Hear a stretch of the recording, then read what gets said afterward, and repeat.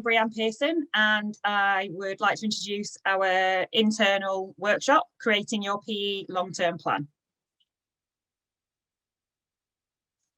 So we will be having a look at what exactly is a PE long-term plan, the national curriculum links and other things to consider, going along the sport-specific or games-based approach, progression within your long-term plan, an example plan, making a PE long-term plan, and a recap of everything we'll have covered. So let's get started. So first of all, what is a PE long-term plan? So a PE long-term plan shows the areas of learning across an entire academic year for every year group. It also gives a brief outline of the skills acquired by every year group through these topics. It should clearly demonstrate an understanding of the PE national curriculum and how this transfers to your specific school setting. It should promote all aspects of PE, and it can be as fancy or as simple as you like. So first of all, ask yourself, do you currently have a long-term plan? And does it include all of these things we've covered? So have you got every year group covered? Have you got the entire academic year covered? Do you have the outline of the skills that will be acquired? Have you got an understanding of the national curriculum within there? Are you promoting all aspects of PE?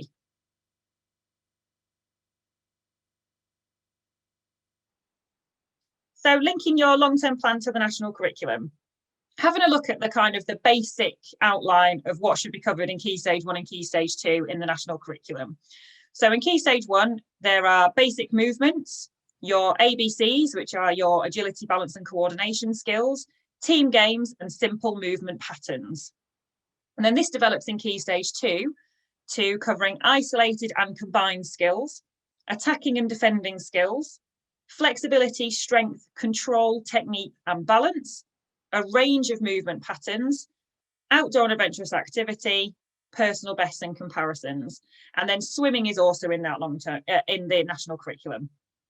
So make sure your long-term plan includes the whole coverage of the national curriculum.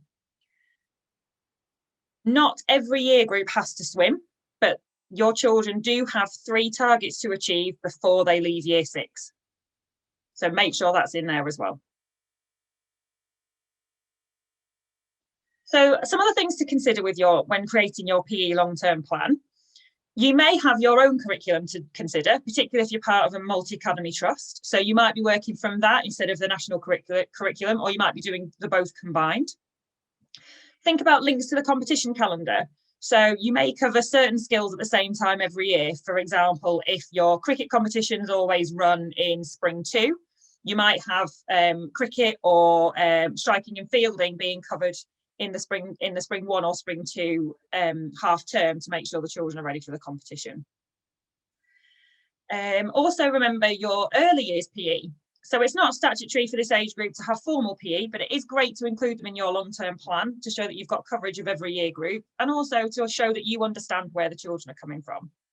Remember to take those targets from the Development Matters programme curriculum, which is changing in September.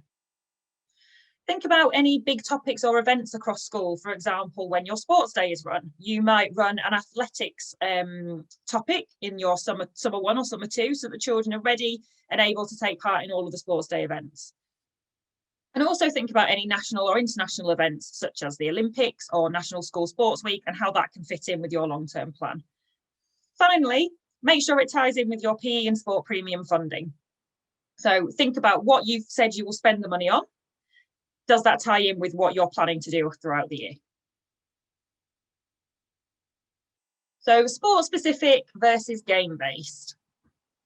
Schools have really strong opinions on this, but whatever works for your school is fine as long as it covers all of the curriculum.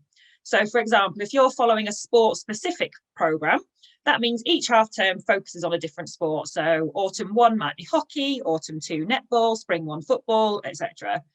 And then the other session, so your second session for each week, focuses on specific subjects, more like gymnastics, dance, outdoor adventurous activity.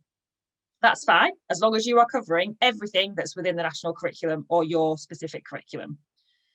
You might be following a game-based approach, which is more broad.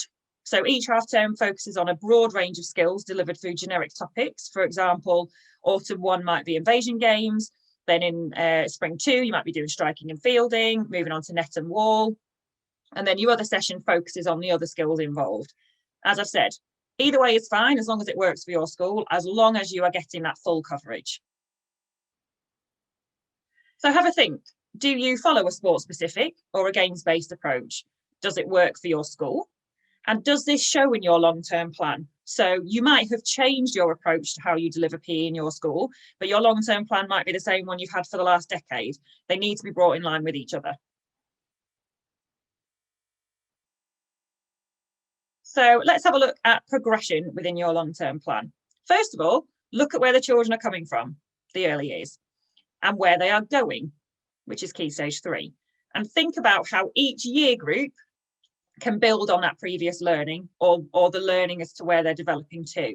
So year 1, have a think about, right, I've got the national curriculum to follow, but what skills have they learned through Development Matters?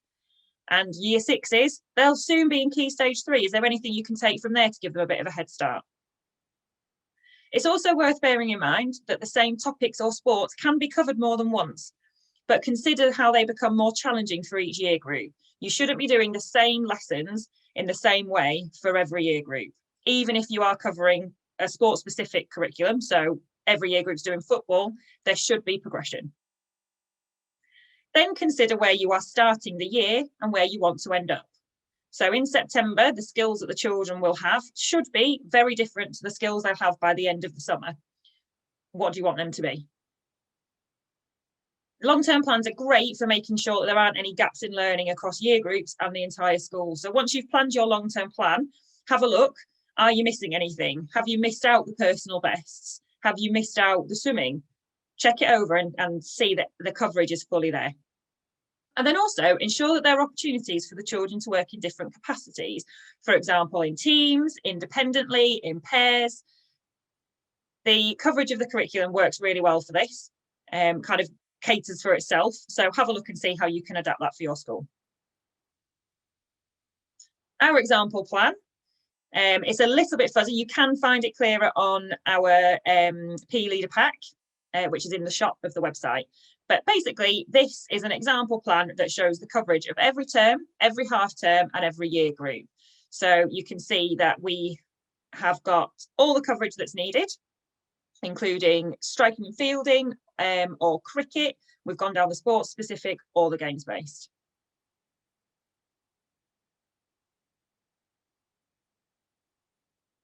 So making a PE long-term plan. You need to make sure you've got every year group, every half term, 2 blocks per year group.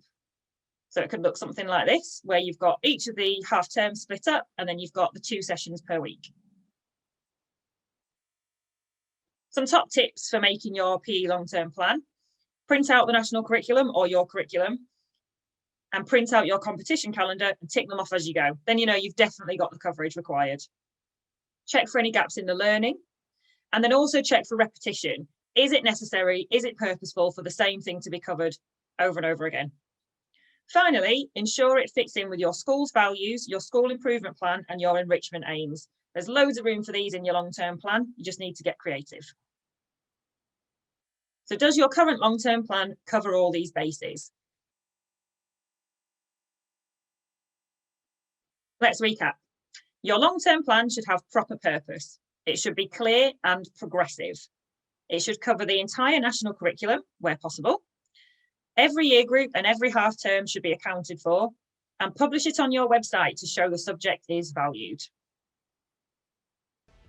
Thank you very much.